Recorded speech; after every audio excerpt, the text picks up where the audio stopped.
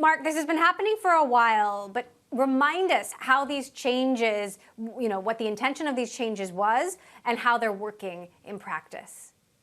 So 2 years ago, Apple announced a feature called ATT, or App Tracking Transparency. And what this does is it throws up a pop-up to users before the system will allow an application to track you for advertising-based purposes across different applications and different websites. And so from Apple's perspective, all this pop-up does is puts that permission in the hands of the user. It sounds pretty simple. But from the perspective of Meta, of Snapchat, of Twitter, of other social media platforms, that makes their advertising a lot less powerful and makes it so advertisers are going to be paying a lot less, and for Facebook and these companies to make a lot less money. And it's interesting to me that Facebook went on the offensive yesterday regarding the latest changes to the App Store rules right ahead of their earnings, which, as we see right now, are fairly disappointing to Wall Street, right, and investors and such. But from what we understand from Meta and from other people we've spoken to, the latest string of changes related to Apple wanting a 30% cut or a commission on boosts, which is a type of advertising within Facebook and other platforms. It's not really going to have a material impact on Meta, at least. What's our sense of how much these Apple changes specifically are impacting, let's say, Facebook or Instagram, and how much Apple is benefiting from these changes?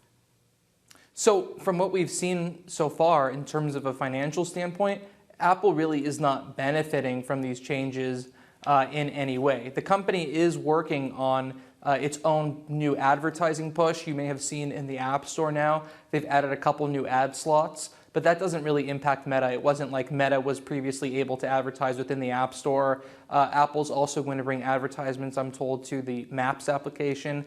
That really doesn't, impact Meta either, because Apple is going to be the only provider of ads within that platform, right? So Apple's not really benefiting here, but Meta is certainly losing. I remember a couple years ago, they threw out a $10 billion estimate related to the impact there. Some people have said that $10 billion actually is related to the Reality Labs, their VR unit, right? And you've seen the losses there are piling up. So it's not exactly cut and dry how much these companies are losing. There clearly is a significant financial impact.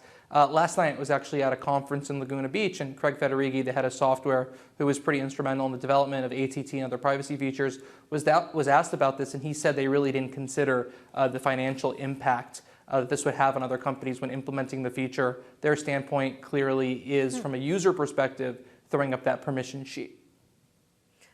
Well, you do have the skeptics who might think, well, doesn't Apple have all this data, and are they going to build their own, social, advertising juggernaut on the back of, all of this information that they're now preventing other companies from having access to? That's an extremely fair point. I made the same point in a recent column for Power On. And by the way, anyone listening to this should subscribe at bloomberg.com/poweron. And that is true. They are building an advertising juggernaut themselves. They want to push ads eventually to an ad-supported tier of TV+. They could theoretically put ads in iTunes and Apple Music across many of their services. The App Store is getting more advertisements now. Apple Maps, like I said, is going to get advertisements.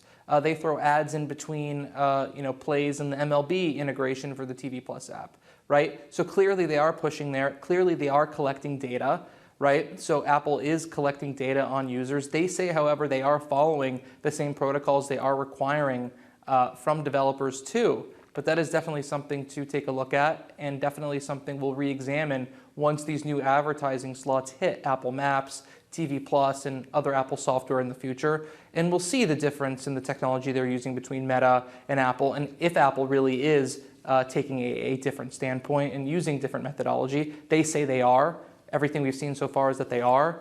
And at this point, we have no reason not to believe them, but clearly it does seem a bit hypocritical on the surface.